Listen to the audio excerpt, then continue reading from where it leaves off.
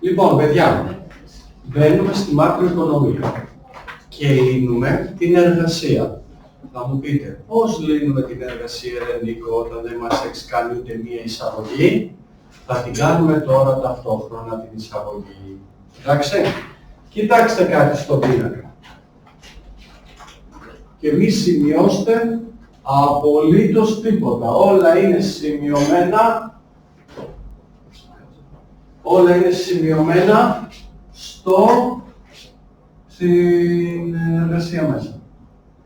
Εντάξει. Σας θυμίζει κάτι αυτό το σχήμα?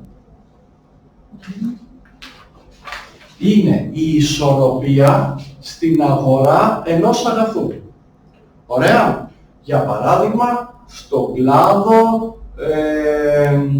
πώς το είχαμε πει, ένα προϊόν στον κλάδο των γεωργικών προϊόντων. Ωραία. Η ζήτηση για το προϊόν, π.χ. για πορτοκάλια, η προσφορά για πορτοκάλια. Εκεί που η ζήτηση ισούται με την προσφορά, έχουμε την τιμή και την ποσότητα ισορροπίας. Πόσες μονάδες, πόσοι τόνοι πορτοκαλιών πωλούνται στην αγορά και σε τι τιμή. Κατανοητό από όλους? Τέλεια. Τώρα, αν αυξηθεί η ζήτηση για πορτοκάλια, ποια καμπύλη μετατοπίζεται? Η Q-demand, η demand. Σωστά. Πάει προς τα δεξιά. Από εδώ, εδώ. Τι συνέβη στην τιμή για πορτοκάλια? Αυξήθηκε.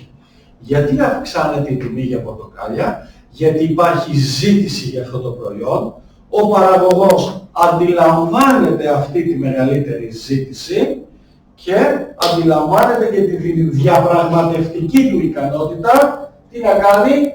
Να μεγαλώσει τη τιμή, να αυξήσει την τιμή. Κατανοητό? Σούπερ. Τέλεια. Έτσι λειτουργεί ο νόμος της αγοράς. Τώρα, αν για κάποιο λόγο αυξηθεί το κόστος των πρώτων υλών, τα λιπάσματα, το εργατικό κόστος, το κόστος των μηχανημάτων, τότε αυτό επηρεάζει τον παραγωγό, δηλαδή την προσφορά, η οποία μετατοπίζεται αριστερά. Και εδώ θα πάει, οδηγώντας σε αύξηση των τιμών και σε μείωση της ποσότητας, της πολλούμενης ποσότητας ισορροπίας. Όλα κατανοητά? Τέλεια, παιδιά. Τώρα, το ίδιο ισχύει όχι απλά σε επίπεδο ισορροπίας ενός προϊόντος, όπως είναι τα πορτοκάλια, αλλά σε επίπεδο ισορροπίας όλων των προϊόντων όλης της οικονομίας. Δηλαδή, αντί να έχουμε το σχήμα τιμή και παραγωγή ενός αγαθού, έχουμε μέσο όρο τιμών και συνολική παραγωγή όλης της χώρας. Όλων των προϊόντων μαζί. Και η τιμή είναι ο λεγόμενος πληθωρισμός. Η αύξηση ή η πτώση των τιμών κατά μέσο όρο. Από χρονιά σε χρονιά.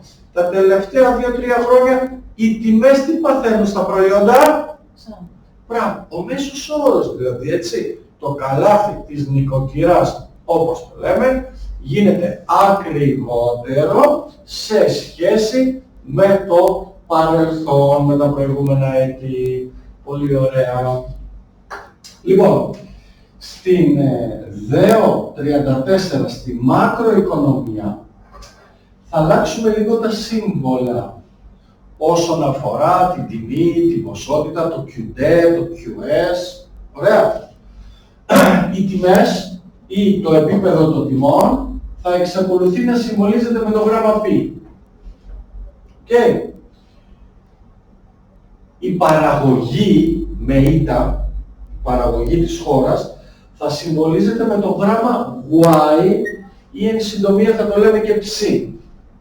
Ωραία. Αντί λοιπόν να λέμε Q, θα λέμε Y, ψ, από τη λέξη Geld, πρόσωπος.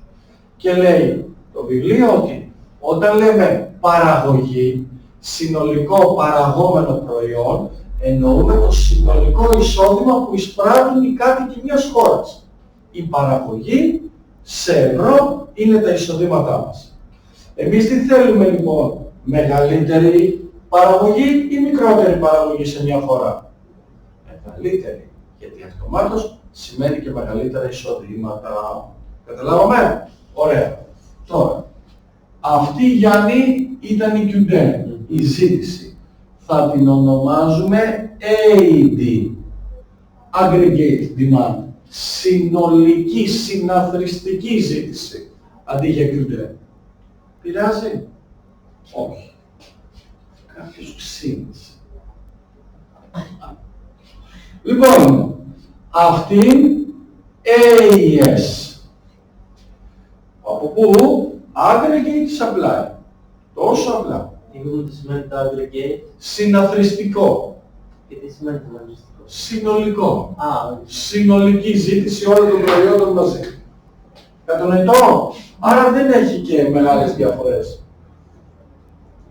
Ό,τι επηρεάζει τη ζήτηση στη μικροοικονομία την επηρεάζει και στη μάκρο, ό,τι επηρεάζει την προσφορά στη μικρο την επηρεάζει και στη μάκρο. Κατανοητό από όλους, Άγης, Εφη, τέλεια. Τώρα, αυτή να την ονομάσουμε λοιπόν ζήτηση και αυτή να την ονομάσουμε προσφορά. Ωραία. Τέλεια. Τώρα, κοιτάξτε κάτι. Υπάρχουν κάποια προϊόντα για τα οποία μπορεί να αυξηθεί η ζήτηση αρκετά, αλλά η προσφορά από μέρους του παραγωγού να μην μπορεί να αυξηθεί.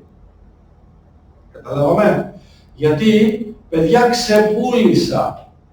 Μα καλέ μου, μα χρυσέ μου, φτιάξε άλλα 10 σουβλάκια. Δεν μπορούμε.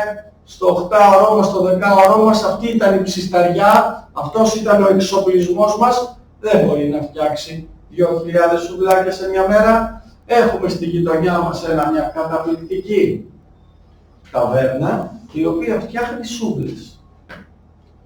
Αν πάει 8 η ώρα, τέλος. Δεν πάνε να ζητάνε.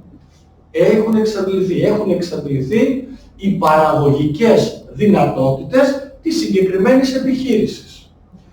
Έτσι λοιπόν και σε επίπεδο συνολικής οικονομίας, της οικονομίας μιας χώρας, υπάρχουν κάποιες παραγωγικές δυνατότητες. Η Ελλάδα, οι δυνατότητες της Ελλάδας σε παραγωγή λαδιού είναι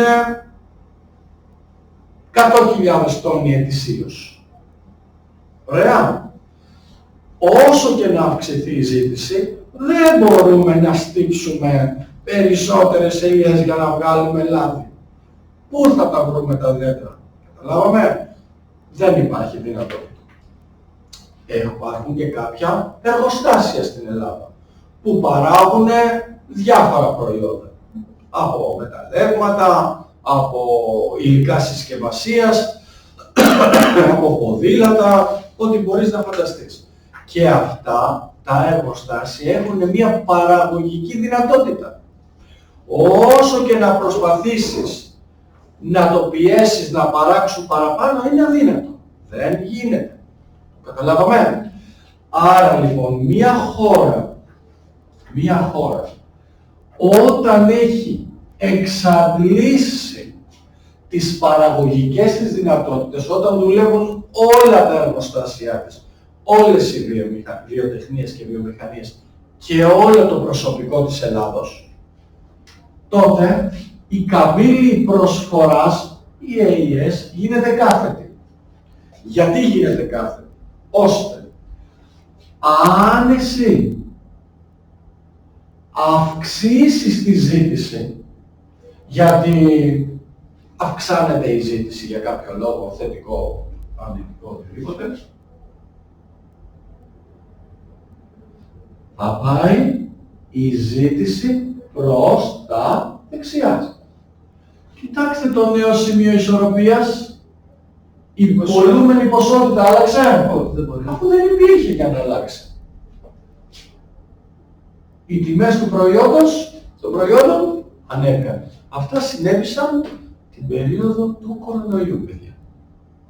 Υπήρξε μια έτσι, γενική ανασφάλεια και ένας φόβος. Είπαμε να αρχίσουμε να αγοράσουμε από τα σούπερ μάρκετ και να τα αποθηκεύουμε σπίτι μας, αλλά επειδή είχε λίγο διαραγή η εφοδιαστική αλυσίδα, δεν μπορούσαν οι επιχειρήσεις να εισάγουν αγαθά από το εξωτερικό, μεγάλη έλλειψη σε μάσκες, αν θυμάστε.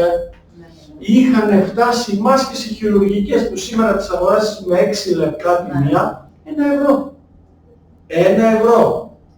Τι έγινε, πιο ακριβό το κόστος της πρώτης ύλης? Όχι. Αυξήθηκε η ζήτηση, προσφορά δεν υπήρχε και συνέβη αυτό ακριβώς το πράγμα που βλέπουμε στο σχήμα μας. Δηλαδή, ενώ στη μικροοικονομία αυτό ήταν το κλασικό μας σχήμα, σωστά, στη μακροοικονομία το σχήμα της AES μπορεί να είναι της AES, γιατί η AED είναι πάντα έτσι, ή γραμμή με θετική κλίση ή κάθετη γραμμή όπως αυτή που βλέπουμε στο δεξί σχήμα. Το καταλάβαμε? Ωραία. Τώρα, βραχυχρόνια το σχήμα της καμπύλης προσφοράς είναι αυτό με θετική κλίση. Μακροχρόνια, όπου και καλά μακροχρόνια όλοι βρίσκουν δουλειά, όλα τα εργοστάσια δουλεύουν στο φουλ, έχει αυτό το σχήμα. Κάθε προσπάθεια να αυξήσεις την πολλούμενη ποσότητα πέφτει στο κενό, γιατί απλούστατα δεν υπάρχει πολλούμενη, δεν υπάρχει επιπλέον προϊόν. Ο μόνος τρόπος για να φύγεις από αυτό το επίπεδο παραγωγής και να πας πιο δεξιά είναι να μετακινηθεί αυτή η γραμμή δεξιά ή αριστερά αντίστοιχα. Άρα να υπάρξει... όμως η κάθετη, δεν θα γίνει όμως πάλι διαγώνιο. Όχι, πάλι πρέπει να μετακινηθεί έτσι κάτω. Μα θα έχει αυξηθεί μετά η... Ναι, το ψήφι, βεβαίως. Αυτό λέω, ο μόνος τρόπος για να αυξηθεί η παραγωγή σε μια χώρα μακροπρόθεσμα είναι να γίνει ένα σοκ στο κομμάτι της παραγωγής. Ή να έχουμε ξαφνική μετανάστευση. Να ζητήσει εκάστοτε κράτος μετανάστες. Συμβαίνει αυτό είναι η λεγόμενη μεταναστευτική πολιτική. Ή να αγοράσει επιπλέον μηχανήματα από το εξωτερικό. Κλπ. Εντάξει. Άρα λοιπόν έχουμε αυτό το σχήμα που συνήθως αναφέρεται στην βράχυχρόνια περίοδο και αυτό το σχήμα που αναφέρεται στην μακροχρόνια περίοδο. Τώρα, το 1929 έγινε ένα από τα μεγαλύτερα κράχ σε παγκόσμιο επίπεδο, σε οικονομικό κράχ σε παγκόσμιο επίπεδο. Συνέβη στις Ηνωμένες Πολιτείες και δεν υπήρχαν δουλειές, κατέρευσε η παραγωγική δραστηριότητα, αυξήθηκαν οι τιμές των προϊόντων, ένας φαύλος κύκλος. Ποιος ήταν το ερέθισμα, ποιος ήταν ο λόγος που φτάσαμε εκεί, παιδιά, η αιτία? Κοιτάξτε, ήταν η περίοδος πρώτου 29, από το 1910 και μετά, της βιομηχανικής επανάστασης. Δηλαδή, αντί να ράβεις τα ρούχα στο χέρι, τα έραβες σε μηχανή. Αντί να φτιάχνεις μεταλλικά σκεύη στο χέρι, τα έφτιαχνες μέσω μηχανημάτων. Το ίδιο και με αυτοκίνητα, παραγωγή του φόρου, αυτοκινήτων. Ωραία. Μάλιστα, τι γίνεται τότε? Η βιομηχανική επανάσταση σου έδωσε τη δυνατότητα σε ελάχιστο χρόνο να παράγεις πολλαπλάσια προϊόντα από ό,τι χειρονακτικά.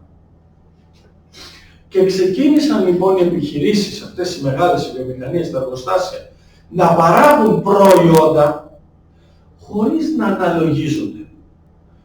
Θα βρούμε αγοραστές για αυτά τα προϊόντα, τα επιπλέον που παράγουμε γιατί μας δίνεται η δυνατότητα.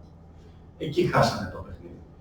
Συγκεκριμένα, στον κλάδο της ένδυσης, που και αυτό ήταν ένα κομμάτι, παρήγαγαν τα εργοστάσια για το 1918 κατά μέσο όρο 29 παντελόνια για κάθε έναν νεοϊορκέζο πολίτη. Δηλαδή, παρήγαγαν προϊόντα, αλλά απευθυνόντουσαν σε ανθρώπους οι οποίοι η ζήτησή τους δεν ήταν για 29 παντελόνια το χρόνο. Πότε τώρα, το 19, που είχαν ένα και το φοράγανε 5 χρόνια. Όχι σήμερα που μπορεί και τα 29, αλλά λέμε ότι είναι και ένα νούμερο, εντάξει δεν είναι υπερβολικό, αλλά όχι και πολύ. Άρα φτιάξαν αυτή η παραγωγή περισσότερο από το δυνητικό προϊόν. Δηλαδή αυτό που δύναται να εξυπηρετήσει και να ισορροπήσει την οικονομία. Καταλάβαμε. Άρα, ενώ λοιπόν θα έπρεπε να ισορροπούμε εδώ, στη μακροχρόνια καμπύλη προσφοράς, βραχυχρόνια, κοίτα εδώ, Γιάννη, βραχυχρόνια παρήγαγαν προϊόντα περισσότερα από ό,τι πραγματικά άντεχε να αγοράσει η οικονομία. Κατανοητό. Λοιπόν, άρα παραμονές αυτού του μεγάλου κράχου του 1929 η Αμερική ζούσε εποχές τεράστιας ευδαιμονίας και μειωμένης ανεργίας και υπήρχαν δουλειές και χρήμα μισθή για όλους και για όλες. Το καταλάβαμε. Ξαφνικά ξέσπασε αυτή η κρίση, ότι παιδιά εδώ τι γίνεται, αρχίσανε κάποιοι να το βλέπουν μπροστά τους και να λένε για μειώστε την παραγωγή σε ένδυση και λέει ο διευθυντής κάτω από τον ιδιοκτήτη, για να μειώσω την παραγωγή, τι θα το κάνω το βαμβάκι που έχω παραγγείλει από τον τάδε βαμβακοκαλλιεργητή στο Λος Άντζελες, ας πούμε, στην Καλιφόρνια. Ακύρωσέ του το, μα δεν μπορώ. Ακύρωσέ του το. Ακυρώνοντάς του, έμενε ο άλλος με κάποιες επενδύσεις που είχε κάνει, με το βαμβάκι του απούλητο. Και μετά δεν μπορούσε και εκείνος να πληρώσει τις υποχρεώσεις του σε δάνεια που είχε πάρει για μηχανήματα, γεωργικά κλπ. Και αυτό δημιούργησε ένα φαύλο κύκλο, εντάξει, ύφεσης, κρίσης που έκανε μια ολόκληρη 20ετία, δεκαετία, πόσο τέλος πάντων, για να ξεπεραστεί. Άρα, όταν παιδιά αυξάνεται, όταν παράγουμε, μάλλον, όχι αυξάνεται, όταν παράγουμε περισσότερα προϊόντα από ό,τι πραγματικά χρειαζόμαστε, Γιάννη, μοιραία θα έλθει κρίση, πρόβλημα. Εντάξει. Όσο νωρίτερα διαπιστώσουμε αυτό το πρόβλημα, τόσο μικρότερη θα είναι η ζημιά και η επιστροφή στο δυνητικό. Δυστυχώς, παιδιά, από αυτή την κατάσταση πέρασε και η ελληνική οικονομία το 2009. Μέχρι και το 2009 όλα ήταν τέλεια. Τέλεια. Μέχρι και λουλουδοδάνεια δίνανε οι τράπεζες, διακοποδάνεια, χρημά. Με το τσουβάλι μοιράσανε οι τράπεζες. Επενδύσεις, το ένα, το άλλο, δουλειές, όλοι είχαν δουλειές. Έλα όμως που αυτές οι δουλειές και αυτές οι επενδύσεις εισαγωγικά ή η παραγωγή προϊόντων απευθυνόντουσαν σε μεγαλύτερο καταναλωτικό κοινό από ό,τι υπήρχε. Ξέρετε ποιο κομμάτι πάλι πλήγει πάρα πολύ, το κομμάτι της ένδυσης. Το 50% των μαγαζιών κλείσανε, που πουλάγανε ρούχα, παπουτσιά, ρούχα και τέτοια. Εκεί πέρα. Και ακόμα και σήμερα και τέλος πάντων τα τελευταία 4-5 χρόνια οι περισσότεροι άνθρωποι που θέλουν να ασχοληθούν ως ελεύθεροι επαγγελματίες θα ανοίξουν ή φαγητό, ακόμα και το καφέ το φοβούνται, δεν πάνε καλά και τα καφέ, νυχάδικα, κάτι υπηρεσίες, κάτι πόδι, αποφεύγουν να ανοίξουν μαγαζί με ρούχα. Ακόμα και σήμερα που συζητάμε, που πάει καλά σε σχετικές αναλογίες με το παρελθόν η οικονομία. Εντάξει. Υπάρχει πολύ μεγαλύτερη προσφορά όμως σε σχέση με το παρελθόν. Τι προσφορά. Σέρβιση. Τώρα. Ναι. Υπάρχει παντού στο ίντερνετ, παντού. Καλά, ναι, υπάρχει και το ίντερνετ τώρα, ναι, και το φέρνεις. Βεβαίως. Ναι. Αλλά και εσύ και αυτοί που ασχολούνται και έχουν e-shop, κάνουν παραγγελίες και είναι οι μεσάζοντες. Δεν στοκάρουνε. Όχι. Έτσι. Μια χαρά. Να ρωτήσω κάτι που δεν κατάλαβα. Ναι. Δεν κατάλαβα πότε η AES είναι κάθετη. Ναι. Πότε είναι... Μακροχρόνια η AES είναι κάθετη. Και σου δείχνει το δυνητικό, το προϊόν μιας οικονομίας. Δηλαδή το maximum του προϊόντος που μπορεί να παραχθεί σε μια οικονομία. Ωραία. Τώρα, αν εσύ κάνεις το λάθος να παράγεις περισσότερο από αυτό που μπορεί να αντέξει η οικονομία σου, αυτό το πράγμα λέγεται υπερπροσφορά προϊόντων ή πληθωριστικό κενό. Καλό. Ενώ αν παράγεις λιγότερα προϊόντα από αυτά που χρειάζονται, υφεσιακό κενό. Στον κλάδο της οικοδομής, μέχρι πριν από 3-4 χρόνια είχαμε υφεσιακό κενό. Λιγότερη προσφορά ακινήτων από ό,τι τις ανάγκες μας. Τώρα σου λένε έχει επέλθει μια ισορροπία. Εντάξει. Ωραία. Εδώ λοιπόν είναι το ερώτημα της εργασίας μας. Για να μας το διαβάσει η Μαρία, την εκφώνησή μας. Η αμερικανική οικονομία παρουσιάζει σημάδια υπερθέρμανσης, με την ανεργία να παραμένει σε σχετικά χαμηλά επίπεδα και τον πληθωρισμό να κινείται πάνω από το στόχο της Ομοσπονδιακής Τράπεζας στον ΗΠΑ. Ωραία. Τι σημαίνει ο πληθωρισμός είναι μεγαλύτερος? Σημαίνει ότι υπάρχει μια μεγάλη ζήτηση για προϊόντα που έχουν αυξήσει τις τιμές. Ωραία. Με βάση τα παραπάνω και λαμβάνοντας υπόψη ότι η οικονομία των ΗΠΑ βρίσκεται σε πληθωριστικό κενό, να χρησιμοποιήσετε ένα διάγραμμα συνολικής ζήτησης και συνολικής προσφοράς προκειμένου να εξηγήσετε 1. Πώς διαμορφώνεται η μακροοικονομική ισορροπία στις ΗΠΑ, τόσο στην βραχυχρόνια όσο και στη μακροχρόνια περίοδο. 2. Ποια πολιτική μπορεί να ασκήσει η κυβέρνηση ή η Ομοσπονδιακή Τράπεζα για να επαναφέρει την οικονομία σε μακροχρόνια ισορροπία. Να θεωρήσετε ότι οι μεταβολές του επίπεδου τιμών αντιστοιχούν σε μεταβολές του πληθωρισμού. Λοιπόν, άρα,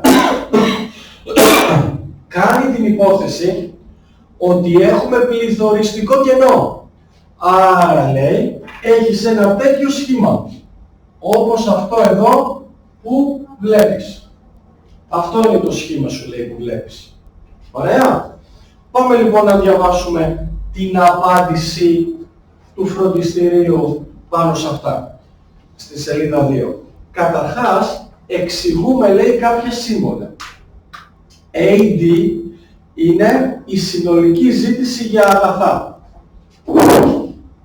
SR, AS, short run, βραχυχρόνια. Και LR, long run, μακροχρόνια. Okay. Επίσης λέει ότι έχουμε πληθωριστικό κενό. Δηλαδή, βραχυχρόνια έχουμε παραγωγή αγαθών μεγαλύτερη της δυνητικής παραγωγής. Το καταλαβαίνουμε? Δηλαδή το κενό ποιο είναι? Αυτό εδώ. Ναι, ότι θα έπρεπε να παράγουμε τόσο και όχι τόσο. Καταλάβαμε? Μπράβο, το κενό. Άρα κάποια στιγμή Εφη, δυστυχώς, από εδώ θα πάμε πίσω. Και γιατί δυστυχώς, ναι? Άλλη μια ερώτηση. Η LRAS Ναι. Όταν γίνεται κάθετη, Ναι. γίνεται γιατί τελειώνουν οι πόροι, Ναι. είτε ή γιατί το δυνητικό φτάνει στο σημείο... Φτάνει στο σημείο, αλλά και δεν μπορεί να πάει πιο να μεγαλώσει. Γίνεται μαζί, πρέπει και τα δύο σημεία να συμφωνούν για να γίνει... Ναι. Γιατί, κοίταξε, αν πες ότι εδώ είναι το μακροχρόνιο σημείο ισορροπίας. Ναι. Σωστά. Ναι. Το λεγόμενο δυνητικό. Ναι. Ωραία. Το δυνητικό είναι πόσοι άνθρωποι μπορούν να αγοράσουν λάδι, ας πούμε. Ναι, το σύνολο, το μέγιστο της παραγωγής. Και λέμε, έστω ότι αξιοποιούνται όλοι οι παραγωγικοί πόροι. Ωραία. Και είμαστε εδώ.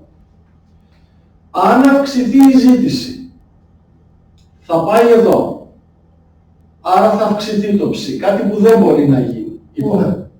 Άρα, αν αυξηθεί η ζήτηση, θα πρέπει μονάχα να είναι κάθετη η προσφορά για να μην μπορέσεις να φύγεις δεξιά αυτού του σημείου. Απλά ο ένας περιορισμός γίνεται επειδή δεν έχω άλλους πόρους να παράξω. Ναι. Έχω τόσες ρίζες σε όλη την Ελλάδα, δεν μπορώ να φτιάξω 1 λίτρο παραπάνω. Ναι. Ή ότι όλοι οι άνθρωποι έχουν όσο λάδι χρειάζονται, οπότε δεν πρόκειται να αγοράσει κανείς παραπάνω. Όχι. Όχι. Γιατί μπορεί να αυξηθεί η ζήτησή τους. Άρα μόνο ο περιορισμός Να βγάλει μια συνταγή ο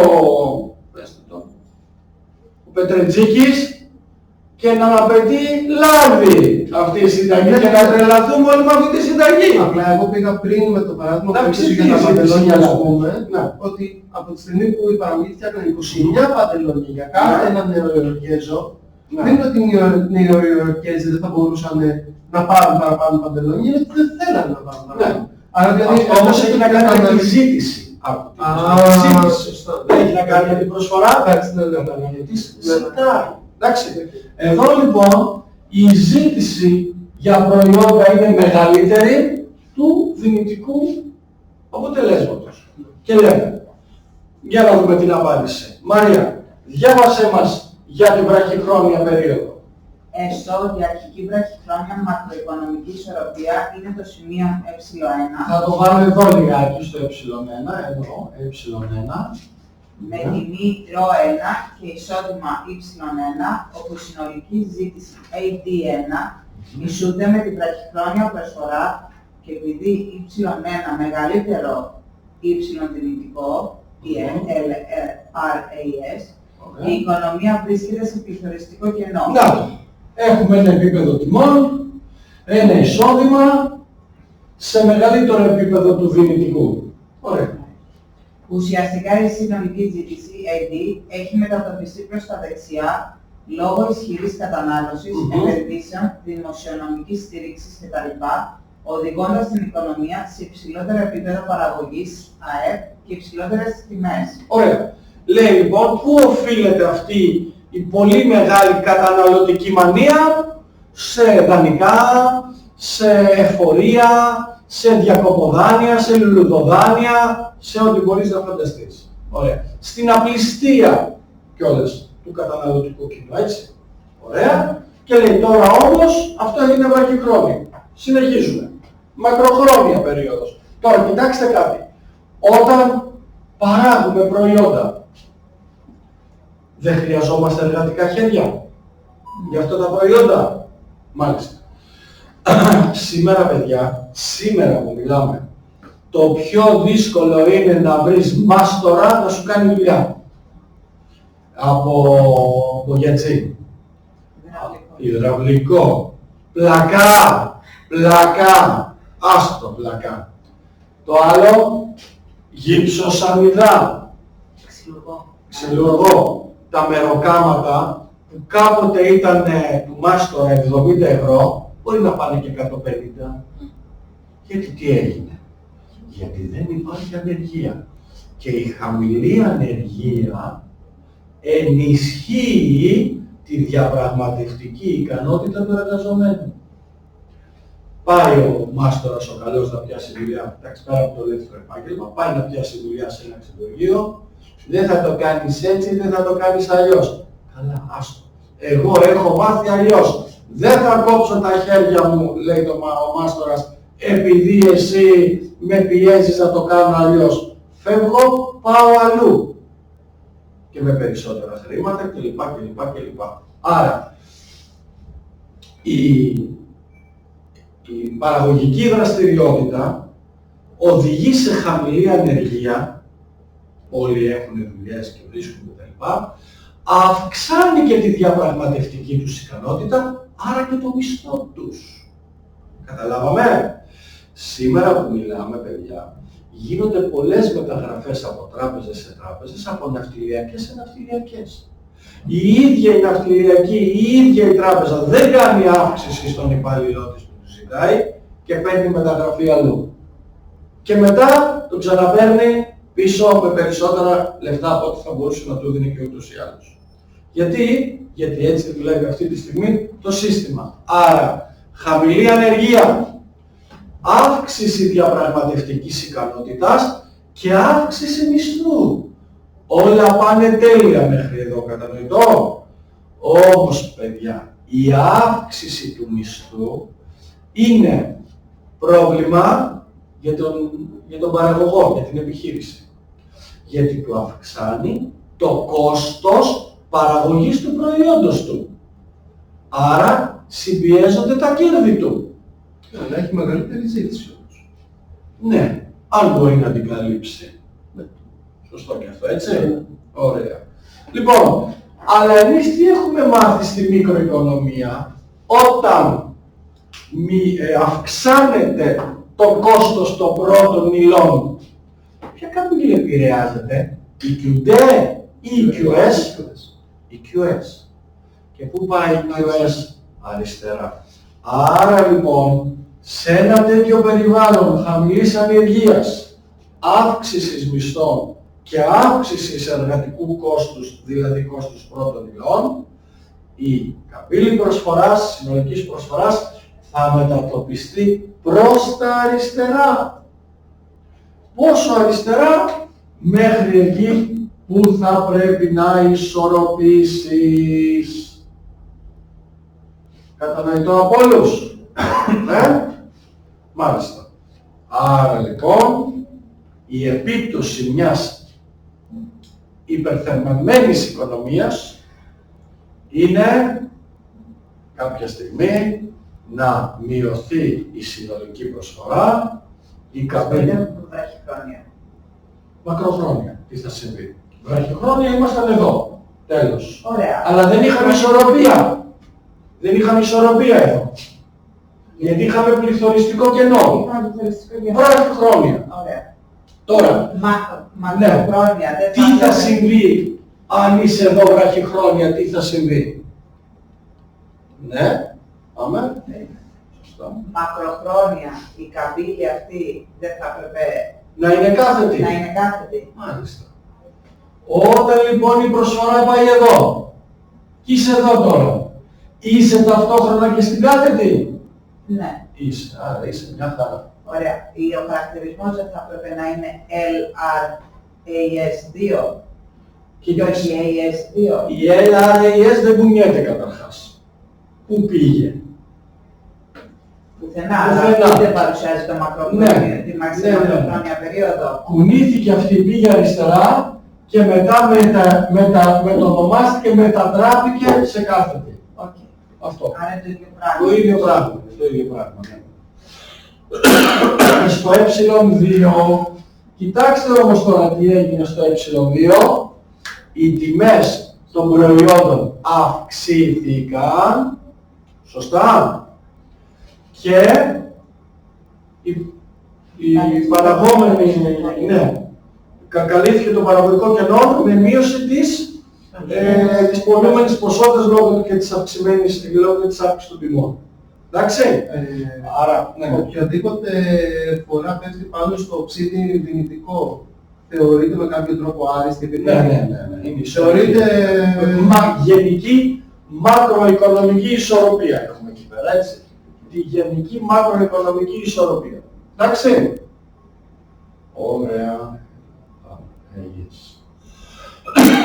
Διάβασε μου σε παρακαλώ Μαρία πάλι το πρώτο ερώτημα. Ερώτημα.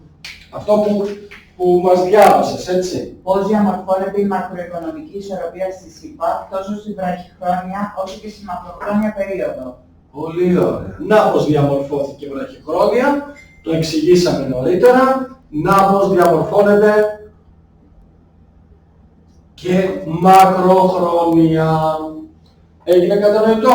Πολύ ωραία. Δεύτερο ερώτημα, Μαρία. Ποια πολιτική μπορεί να ασκήσει η κυβέρνηση ή η Ομοσπονδιακή Τράπεζα για να επαναφέρει την οικονομία στη μακροχρόνια ισορροπία? Ωραία. Δηλαδή, λέει, εγώ ήμουν εδώ. Το ψηφιδητικό δεν είναι. Εγώ, λέει, ήμουν εδώ βραχυχρόνια. Συμφωνούμε? Ήμουν εδώ. Ναι. Στο σημείο ε1. Και εδώ ήταν το δυνητικό. Πρέπει να έρθει εδώ. Αν το αφήσω το σύστημα μόνο του, χωρίς κρατική βοήθεια, χωρίς κρατική παρέμβαση, θα έρθω εδώ. Αλλά θα το πληρώσω σε ψηλότερες τιμές. Με μείωση της παραγωγικότητας, της παραγωγής των επιχειρήσεων κλπ. Τι μπορώ, λέει, να κάνω εγώ για να μετριάσω αυτές τις αρνητικές επιπτώσεις και συνέπειες του πληθωριστικού κενού? Να πας και να ψιθυρίσεις στο αυτί των καταναλωτών, παιδιά, δεν έχετε ανάγκη από τόσα πολλά προϊόντα. Αυτό να τους πεις. Θα σ' ακούσουν? Πες τα στους άλλους.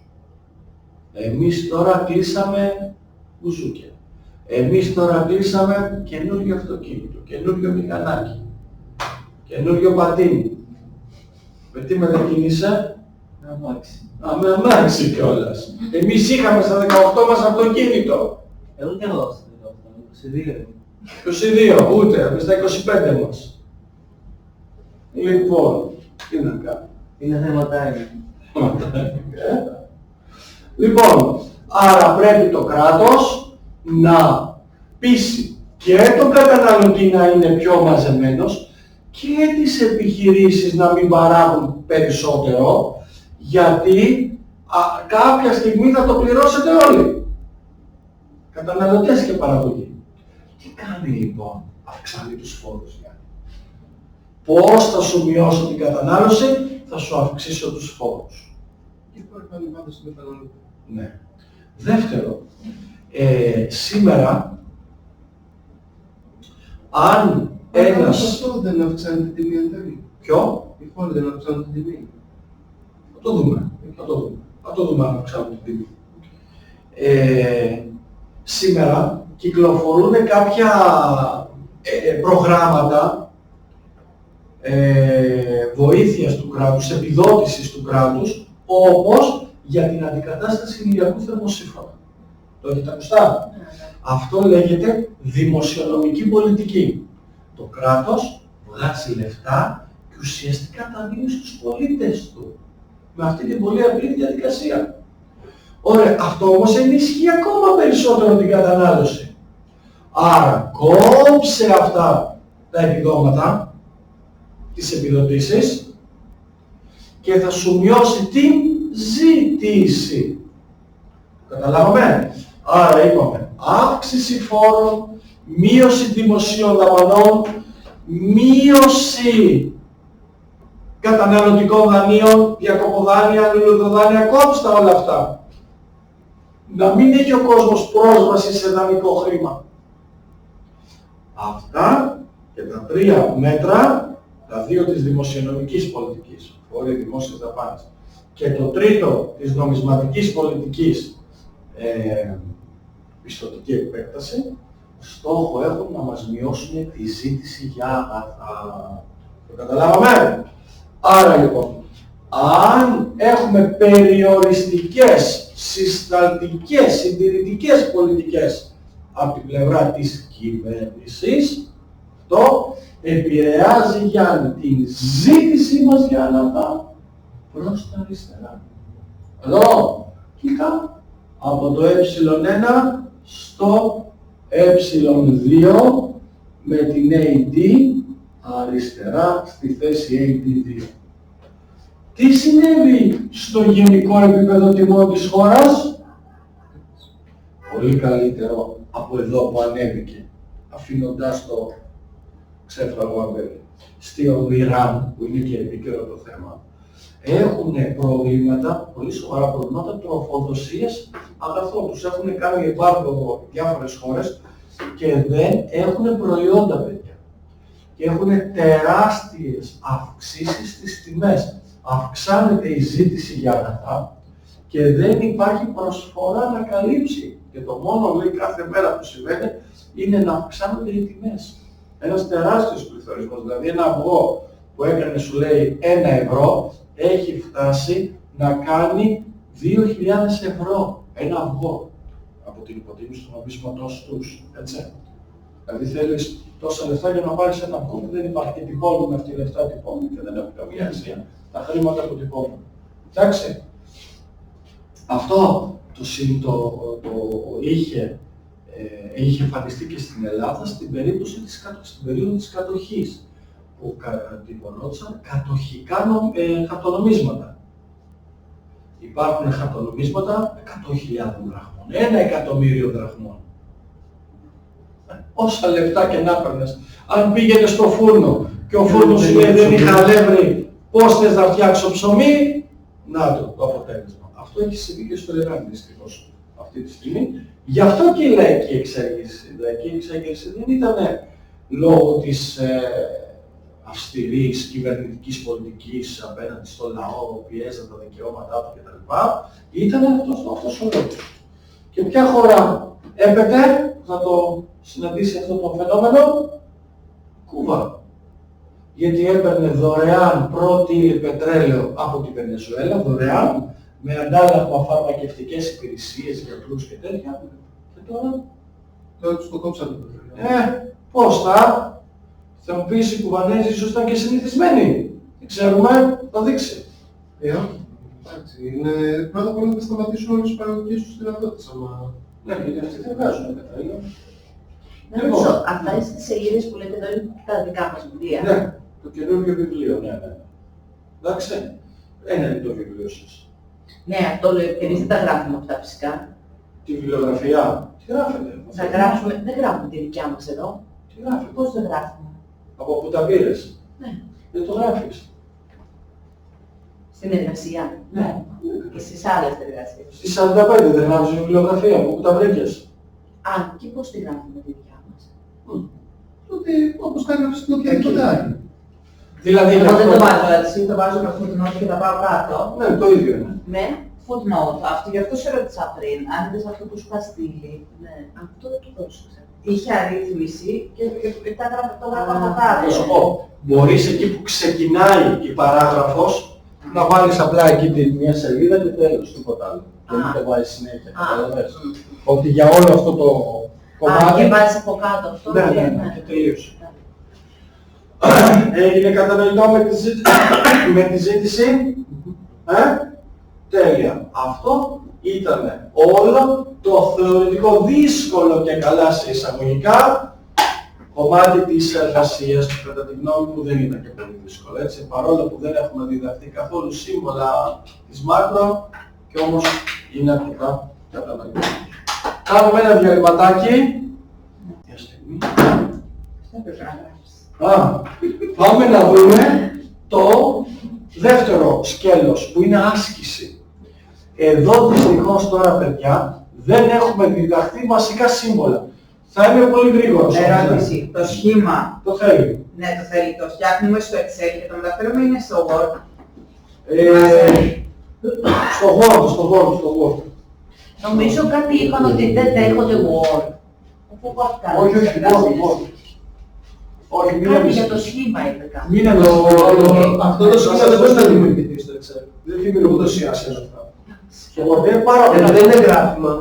Λοιπόν, ακούστε κάτι πάρα πολύ απλό. Ποιος είναι ο τύπος που αθροίζει και βρίσκει το συνολικό παραγόμενο προϊόν μιας χώρας? Δηλαδή, πόσο είναι ο τζίρος, Γιάννη, για φέτος όλης της αγοράς προϊόντων?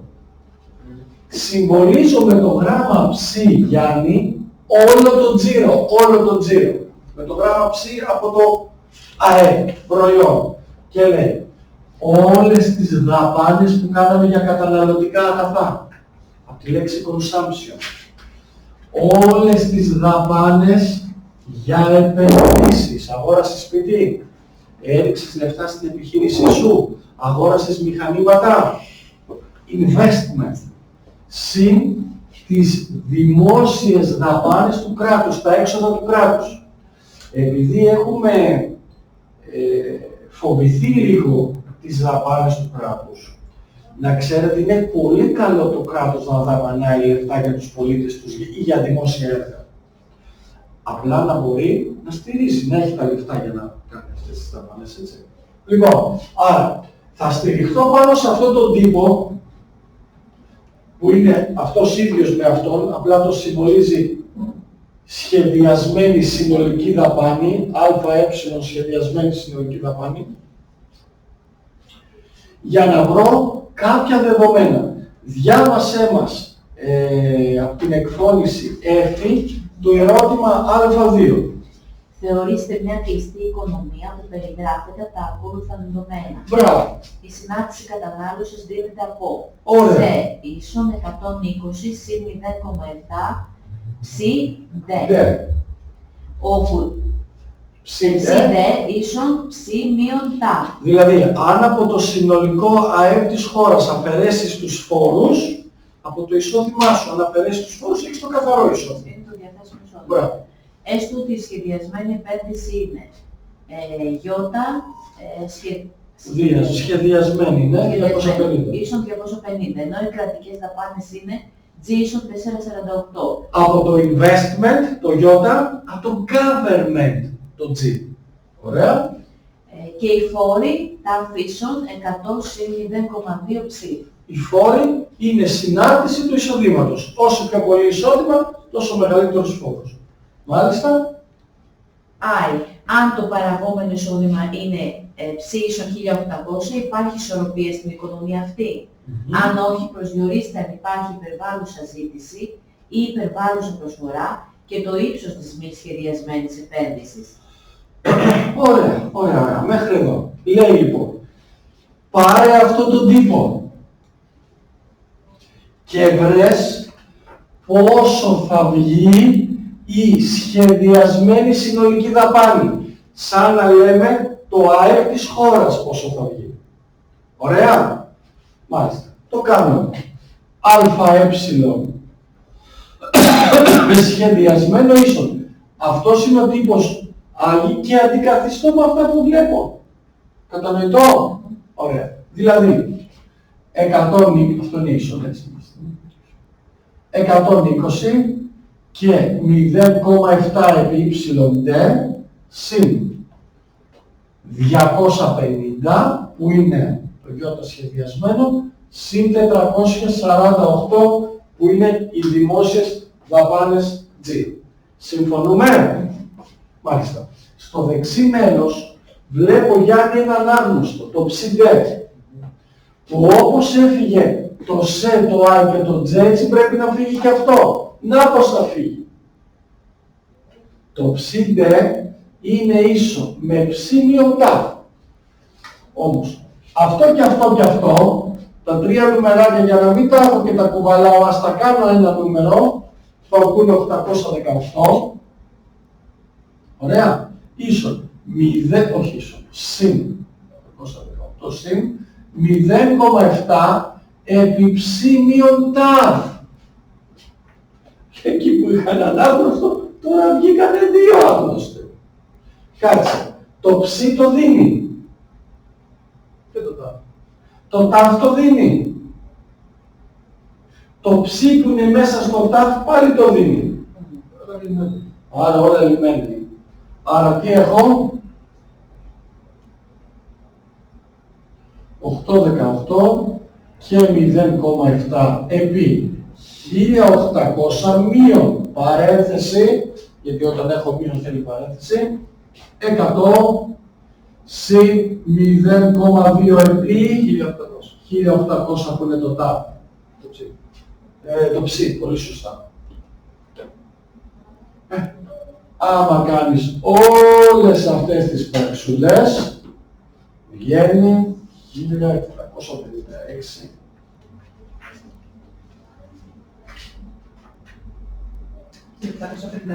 Ναι. Το λένε.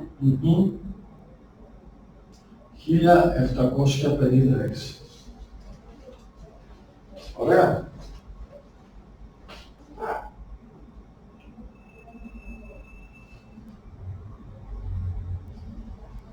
Ωραία.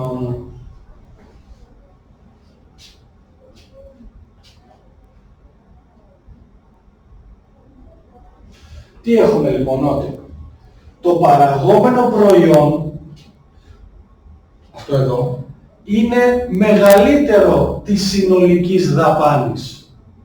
Άρα υπάρχει παραγόμενο προϊόν περισσότερο από αυτό που ζητάει ο κόσμος.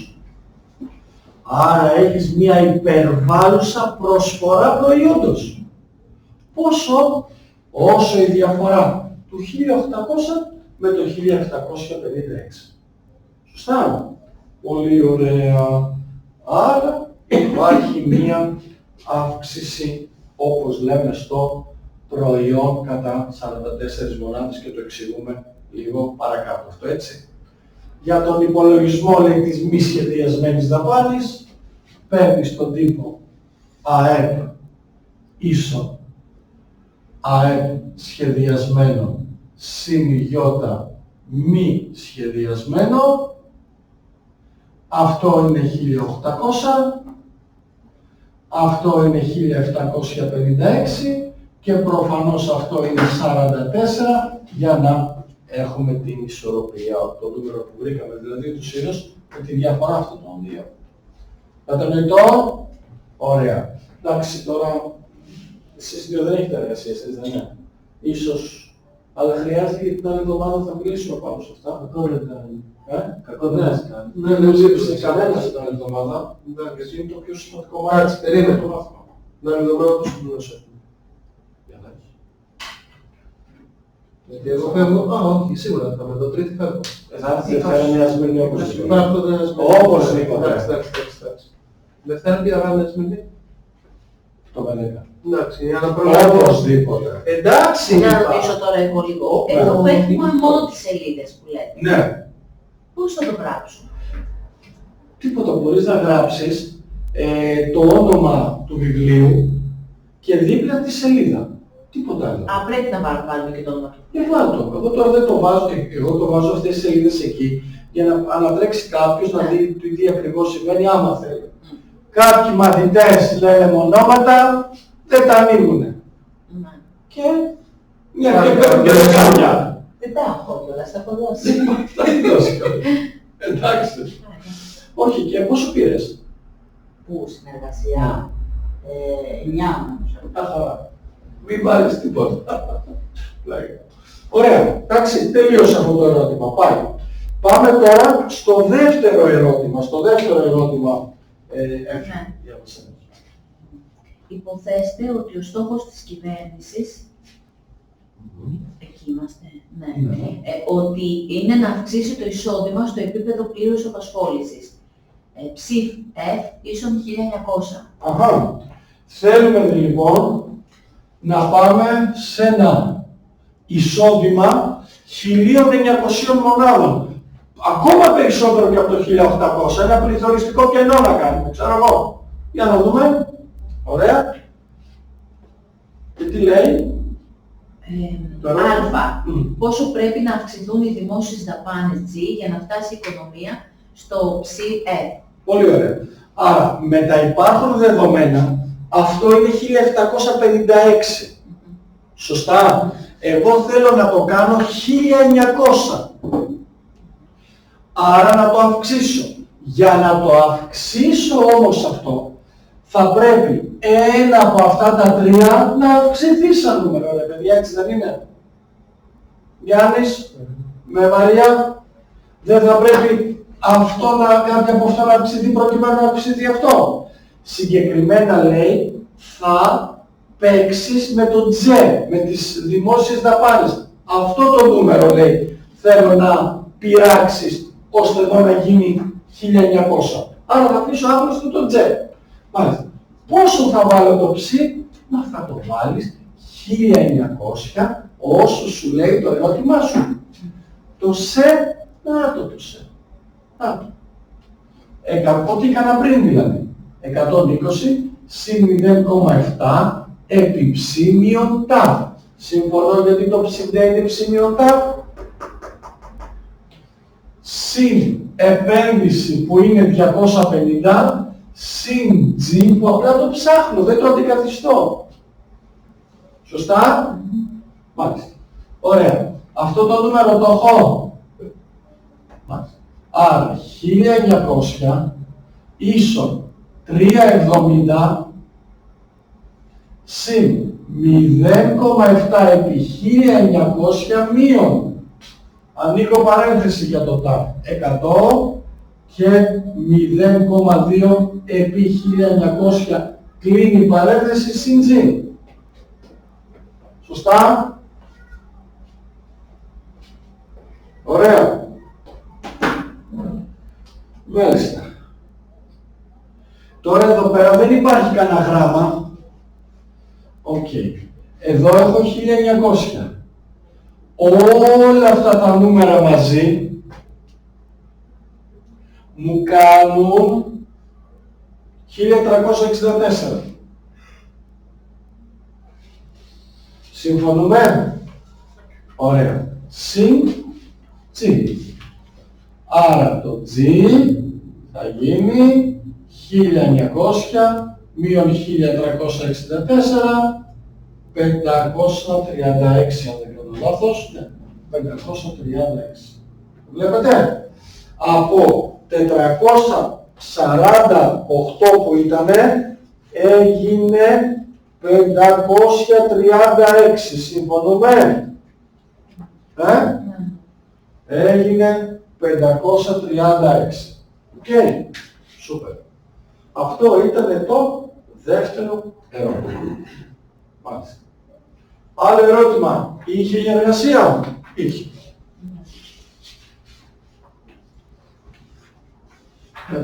Η εργασία μόνο τι είναι? Η εκφώνηση. Ναι. Έχει και μετά multiple choice και 10 multiple choice που δεν τα δίπωσα τώρα. Αυτή και την πρώτη φορά ήταν πιο λίγη. Ναι, ναι, πάντα έτσι είναι η διαδικασία. Στο τέλος. Ναι, Τρώω το ακούει. Ναι, αλλά το 25 είναι και στην εργασία Ναι, μεγάλη. απεριόριστη και στο τέλος... Τα 25 είναι η χειρότερη. Ωραία. Άλλο ερώτημα έχει? Το α λέει. Το α. Πόσο πρέπει να αυξηθούν οι δημόσιες δαπάνες G για να φτάσει η οικονομία? Το κάναμε, το βρήκαμε. Ωραία, β. Αντί για αύξηση των δημοσίων δαπανών, η κυβέρνηση εξετάζει τη μείωση του αυτόνομου μέρους των φόρων κατά 50 μονάδες. Ποιο θα είναι το νέο επίπεδο εισοδήματος ισορροπίας? Μάλιστα. Ωραία. Εμείς έχουμε αυτόν τον τύπο. Δεν θα εξετάσουμε πόσο πρέπει να γίνει το G. Γιατί το βρήκα. Θα εξετάσουμε πόσο πρέπει να γίνει. Θα πειράξουμε το ταφ, τους φόρους, και θα δούμε πόσο θα γίνει το εισόδημα όταν πειράξουμε τους φόρους. Μπερδεύτηκα, νόμιζα ότι έλεγε πόσο πρέπει να αλλάξουν οι φόροι ώστε το εισόδημα να γίνει 1900. Ωραία. Αντί σε μια οικονομία να δώσεις λεφτά μέσω δημοσίων δαπανών για να το αυξήσεις το εισόδημα, όπως κάνουμε τώρα, να σου μειώσω τους φόρους. Αλλά όλες οι κυβερνήσεις δεν προτιμούν να μειώνουν φόρους, προτιμούν να αυξήσουν τις δημόσιες δαπάνες, γιατί είναι πιο αποτελεσματικό εργαλείο. Καταλάβαμε? Ωραία. Μπορείτε να και τις τιμές. Ναι. Για παράδειγμα, όταν ένας νέος θέλει να ανοίξει ένα κομμωτήριο, σήμερα του δίνει 15.000 ευρώ το κράτος σαν επιδότηση. Μπορεί να του πει ή σου δίνω 15.000 ή σου δίνω φοροαπαλλαγή για τα πρώτα 15.000 φόρου. Όλοι προτιμούν το πρώτο. Γιατί αν ο άλλος δεν έχει και καθόλου μαγιά, δεν θα τα ανοίξει και ποτέ. Καταλάβαμε? Άρα, λέμε ψ ίσον σε 120 και 0,7 επί ψ μείον ταφ συν 150, συν 250 που είναι το γιώτα, συν 448 που είναι το τζε. Σωστά? Ωραία. Τώρα κοιτάξτε κάτω. Κάνω λίγο τις πράξεις, αυτό με αυτό και με αυτό. Ψ ίσον 818, δεν κάνω λάθος πάλι. Ναι. Συν 0,7 επί ψ μείον ταφ. Να το ταφ. 100 συν 0,2 επί ψ. Το βλέπουμε. Ναι. Όμως δεν θα βάλεις 100 λέει, θα βάλεις 50. Έτσι μας διάβασε.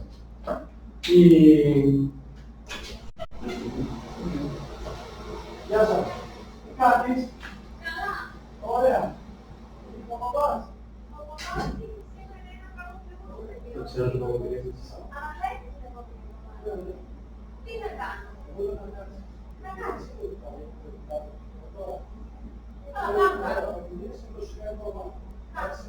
Άμα θες, όχι, το προηγούμενο μάθημα είναι. Άμα θες μπες όμως για να μην τελειώσεις. Εντάξει. Οπότε, αντί να βάλω εδώ 100 που είπε, θα βάλω 50. Κάνω τις πράξεις και θα βγει ένα ψ ίσον 1700. Το βλέπουμε? Όχι ψέματα. 1779,55. 79,55. Πολύ σωστό. 1779,55. Αυτό. Τώρα, κι άλλο ερώτημα, διάβασέ μας κι άλλο ερώτημα. Ποια πολιτική έχει μεγαλύτερο πολλαπλασιαστικό αποτέλεσμα στην οικονομία, η αύξηση των δημόσιων δαπανών ή η μείωση των φόρων και γιατί? Πολύ ωραία. Μάλιστα. Κοιτάξτε κάτι, παιδιά. Έχουμε την εξής πολιτική. Σήμερα που μιλάμε στην ελληνική οικονομία, να αυξήσουμε τα εισοδήματα των καταναλωτών. Να τους δώσουμε λεφτά. Πώς όμως? Ή μειώνοντάς τους τους φόρους ή αυξάνοντάς τους τις δημόσιες δαπάνες προς όφελός τους, δηλαδή δίνοντάς τους λεφτά στο χέρι κατά κάποιο τρόπο. Ωραία. Είπαμε νωρίτερα ότι προτιμότερος τρόπος είναι οι δημόσιες δαπάνες. Αυτό που κάνουν οι κυβερνήσεις αυτή τη στιγμή. Επιδότηση για ηλιακούς, επιδότηση για ανακαίνιση σπιτιών. Το εργαλείο του φόρου δεν βοηθάει η μείωση των φόρων τόσο για την αύξηση των εισοδημάτων, όσο το κατευθείαν να σου δώσει επιδότηση στο χέρι. Και το εξηγεί και με νουμεράκια από εκεί και πάλι κάτω, πάλι με αντικαταστάσεις, που το πολλαπλασιαστικό αποτέλεσμα των δημοσίων δαπανών είναι 2, κάτι, ενώ των φόρων είναι 1,6 και κάτι ψηλά. Σωστά? Αυτά. Οπότε το φτιάχνουμε την εργασία, την παραδίδουμε και την άλλη εβδομάδα μπαίνουμε κανονικότατα στη μακροοικονομία.